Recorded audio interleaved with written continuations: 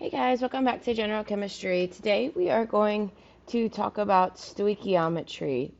So up until this point, we have talked about chemical reactions and how to predict them, how to balance them.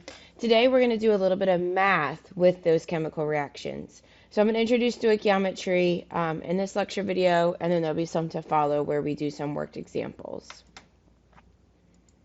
So what is stoichiometry? Stoichiometry is the numerical relationship between chemical quantities in a balanced equation. So what are some types of things that we can do if we can do stoichiometry? What's the end goal here? So we could predict the amount of reactants needed to form a product. So this could be helpful in industry, right? So say our job as a chemist is to fulfill orders, and we know that our client ordered 1,000 tons of a certain chemical, we can know exactly how many reactants we're going to need to order and put in to make or fulfill that order that the client had. So it's a predictive mathematics. It's going to allow us to plan reactions to obtain specific quantities of products. So kind of same scenario goes there. So really at the end of the day, stoichiometry is just the accounting of chemistry, right?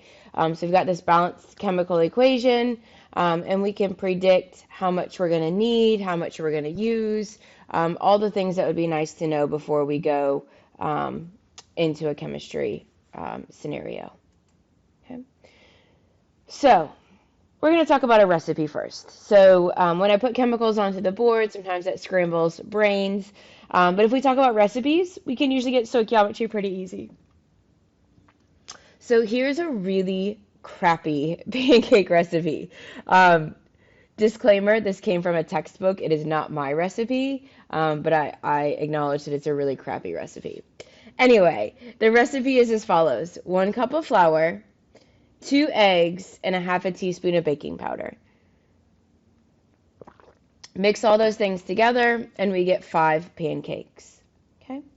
So, looking at our recipe, let's say, well, first let's talk about the relationship here.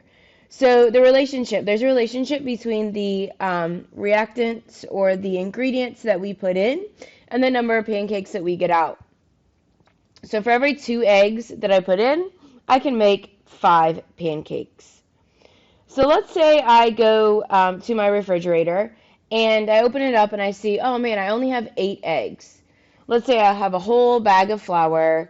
I've got a whole container of baking powder. I open up my fridge, I see 8 eggs.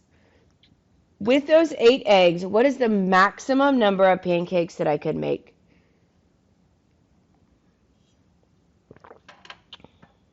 Well, if 2 eggs makes 5 pancakes, and now I have 4 times as many eggs, I have 8 eggs, I can make up to 4 times the amount of pancakes. So I can make 20 pancakes. If you were able to do that in your head, you just did stoichiometry in your head. That's all it is.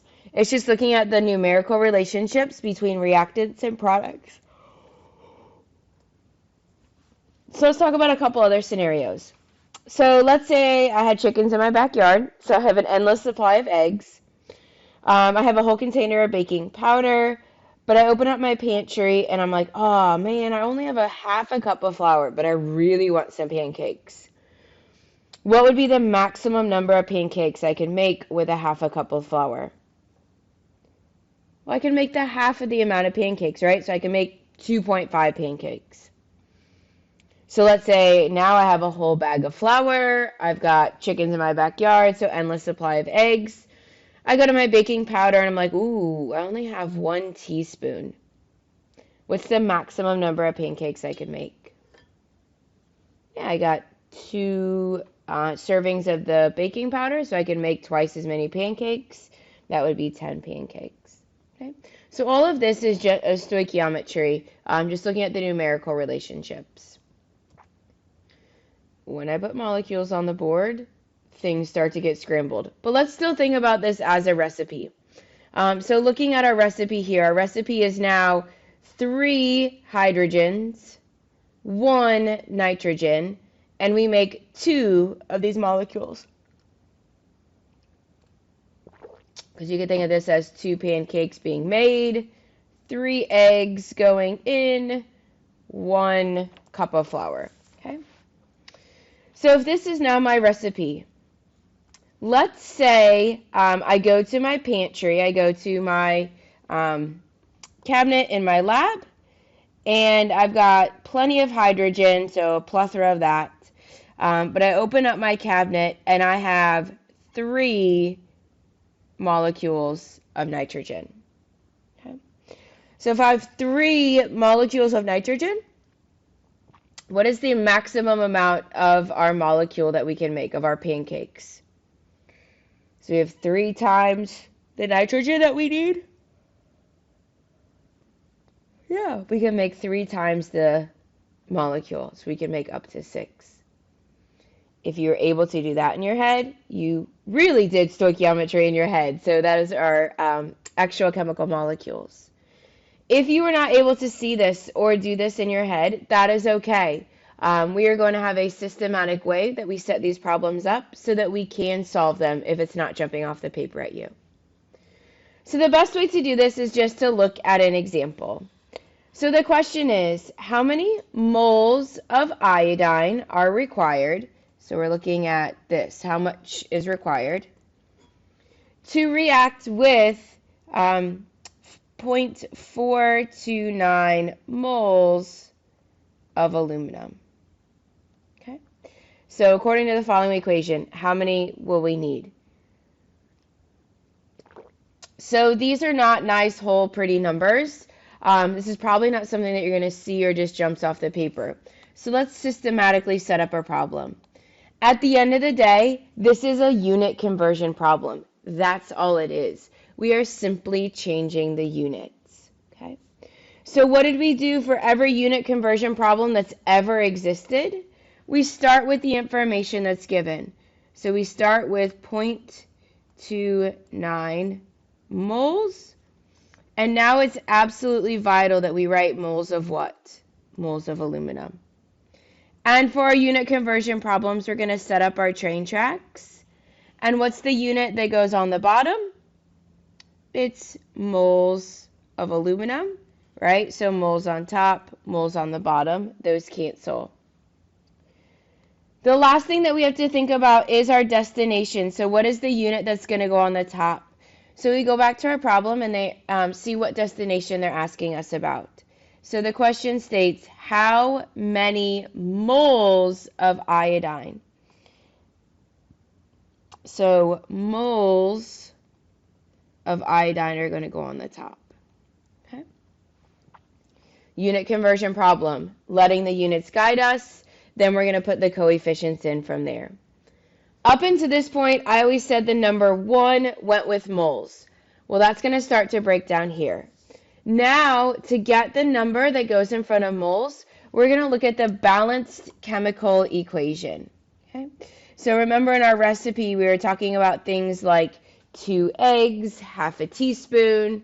So the coefficients, for our case, the 2 eggs and half a teaspoon, are going to be the coefficients that we find in the balanced chemical equation. That's going to be that numerical relationship we look at. Okay? So if we go back to our problem, what coefficient is attached to iodine?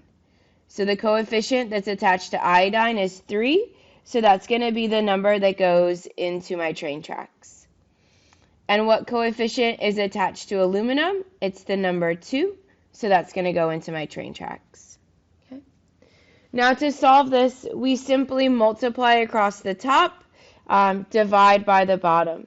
So I'm going to take 0.429 times 3 divided by 2, and I get 0.64.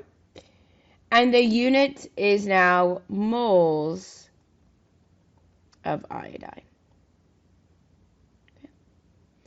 So that is your first look at a stoichiometry problem. Remember, it's just a numerical relationship across the chemical reaction. So we're looking at the coefficients and relating them to change the units. And here's just a graphic from your textbook depicting the exact same problem.